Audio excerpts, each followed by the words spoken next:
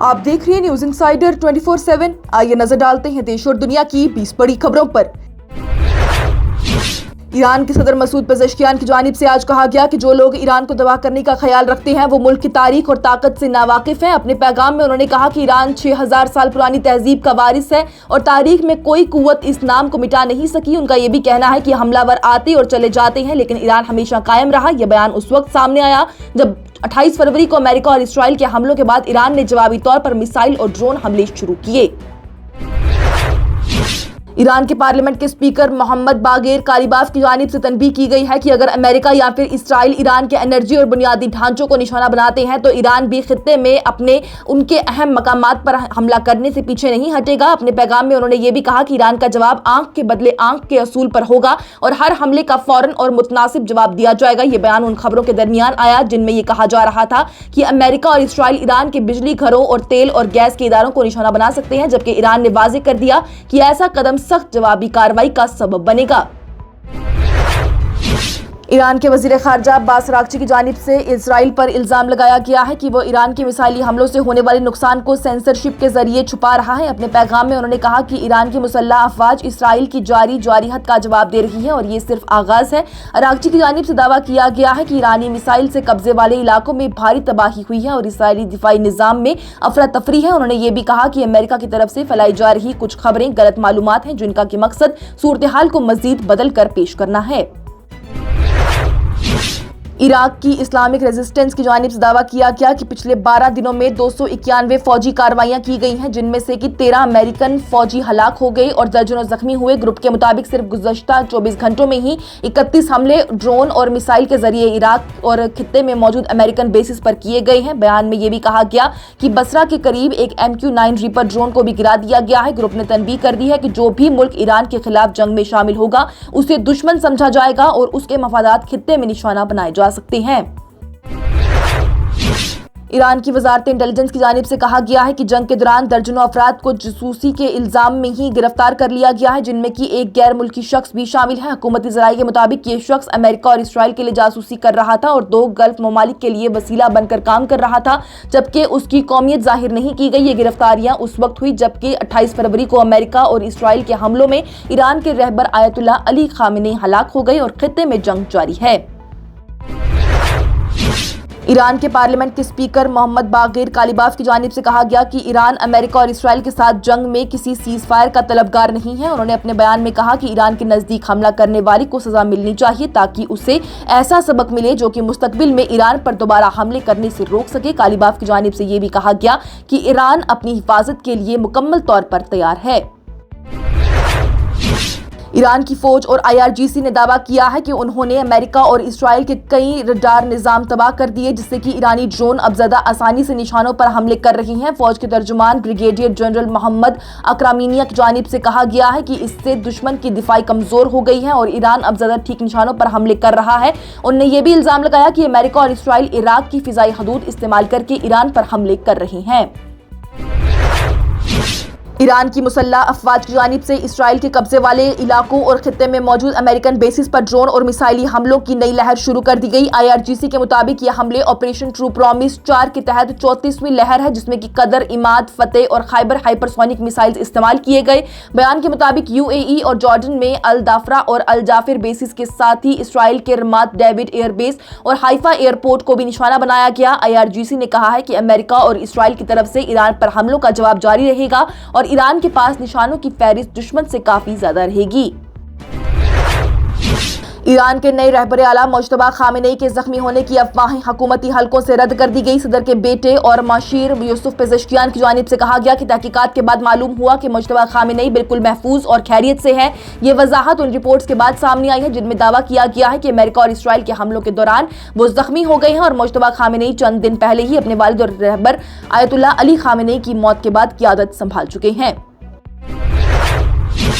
Iran की कौमी police के सरबराह अहमद रजा रदान की जानिब से जंग के दौरान हुकूमत के खिलाफ एहतजाज करने वालों को सख्त तनबीह दी गई। उनका कहना है कि अगर कोई शख्स दुश्मन के मकासद को मद्देनजर रखकर एहतजाज करता है तो उसे सिर्फ मोहताजिज नहीं बल्कि रियासत का दुश्मन समझा जाएगा और उसके साथ दुश्मन जैसा सलूक भी किया जाएगा। ये बयान ऐसे वक्त में सामने आया जब अमेरिका और इसराइल के साथ बढ़ती कशीदगी के दरमियान ईरान की क़ियादत को मुल्क के अंदर दोबारा वसी एहतजाज का खदशा है। مشرق وسطی میں ایران اور اسرائیل کے درمیان تناؤ مزید بڑھ گیا، جہاں دونوں طرف سے نئے حملے کیے گئے۔ ایران نے اسٹریٹ آف ہارمز کے قریب ایک جہاز کو نشانہ بنایا اور بنیادی ڈھانچوں پر حملے کیے، جبکہ اسرائیل نے تہران پر نئی ہوائی حملے بھی کرنے کا دعویٰ کیا ہے۔ اس صورتحال کی وجہ سے خطے میں جنگ کا خطرہ اور بھی زیادہ مزید بڑھ گیا۔ اسرائیل نے اعلان کیا کہ اس نے لبنان میں حزب اللہ سے متعلق نشانوں پر حملے شروع کر دیے ہیں۔ بیروت کے مرکزی علاقے عائچہ وقار میں بھی ایک عمارت کو آگ لگا دی گئی ہے، جبکہ لبنان کی صحت وزارت کے مطابق مختلف حملوں میں کئی افراد ہلاک اور زخمی ہو گئے۔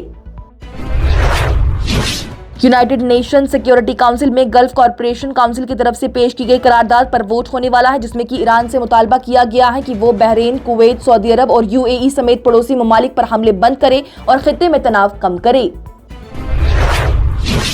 جنگ اور اسٹریٹ آف ہارمز میں تناؤ کی وجہ سے عالمی تیل کی قیمتوں میں تیزی سے اضافہ آ گیا۔ برینٹ کروڈ آئل کی قیمت جنگ کے آغاز سے اب تک تقریباً 20% بڑھ چکی ہے، جس سے کہ دنیا بھر میں فیول اور پیٹرول کی قیمتوں پر بھی اثر پڑ رہا۔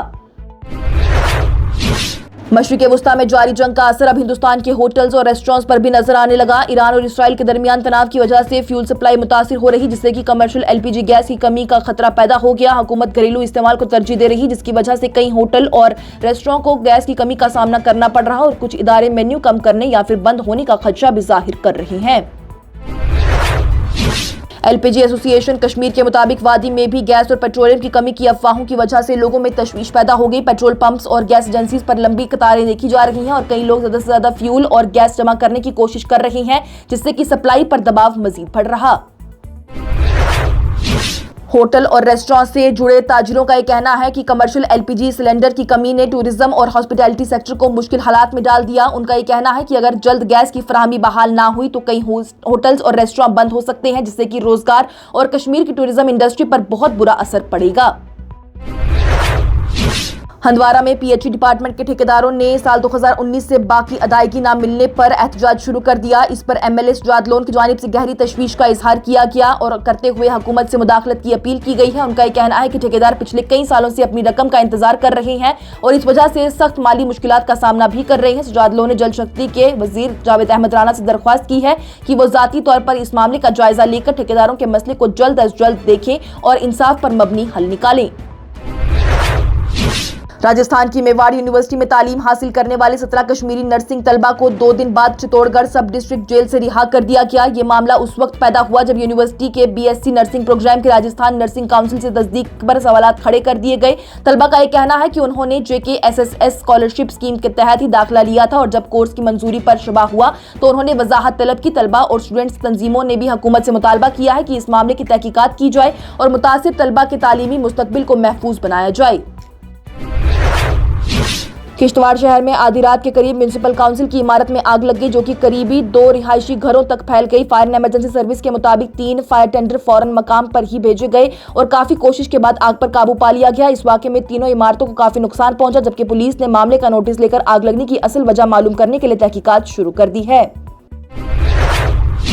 کمیندر گپتا نے ہماچل پردیش کے گورنر کا عہدہ سنبھالنے کے بعد ملک کی قیادت کا شکریہ ادا کیا اور کہا کہ وہ ریاست کی ترقی کے لیے کام کریں گے۔ انہوں نے کہا کہ یہ عہدہ کسی سیاسی پارٹی کا نہیں بلکہ عوام کی خدمت کے لیے ہے۔ انہوں نے راشٹرپتی دروپدی مرمو اور وزیر اعظم نریندر مودی کا بھی شکریہ ادا کرتے ہوئے کہا ہے کہ ان کی کوشش ہوگی کہ ہماچل پردیش کی ترقی کے ساتھ ساتھ جموں کشمیر اور ہماچل کے درمیان اچھے تعلقات بھی برقرار رہیں۔ ہندوستان کی سپریم کورٹ نے 32 سالہ ہریش رانے کے لیے پیسیو یوتھنیزیا کی اجازت دے دی ہے، جو کہ 2013 میں بلڈنگ سے گرنے کے بعد 12 سال سے زیادہ عرصے سے کوما میں ہیں۔ کورٹ نے ایمز دلی کو ہدایت دی ہے کہ انہیں پیلیٹیو کیئر میں رکھا جائے اور آرٹیفیشل لائف سپورٹ کو ایک منظم طریقے سے واپس لیا جائے تاکہ یہ کہہ کر کہ مریض کی عزت اور ڈگنیٹی برقرار رہے۔ کورٹ نے اس معاملے کو افسوسناک قرار دیتے ہوئے پہلے رانا کے والدین سے بھی ملاقات کی تھی۔ اور کیرلا کے وزیر اعلیٰ پنارائی وجین اور کچھ اسٹیٹ منسٹرز نے وزیر اعظم نریندر مودی کے پروگرام میں شرکت نہ کرنے کا فیصلہ کیا۔ یہ فیصلہ اس لیے کیا گیا کیونکہ PWD منسٹر PA محمد ریاض کو اس ایونٹ کے لیے دعوت نہیں دی گئی تھی، جس پر کہ انہوں نے اسے سیاسی اور غیر جمہوری قرار دیا۔ وزراء کا یہ کہنا ہے کہ نیشنل ہائی وے پروجیکٹ میں کیرلا حکومت کا بھی اہم کردار رہا ہے اور انہیں نظر انداز کرنا ٹھیک نہیں۔ اس کے ساتھ ہی ٹاپ 20 ہیڈ لائنز کا یہ مرحلہ ہوا اختتام پذیر۔ دیجیے اجازت، لیٹسٹ اپڈیٹس کے لیے دیکھتے رہیے نیوز انسائیڈر 24/7۔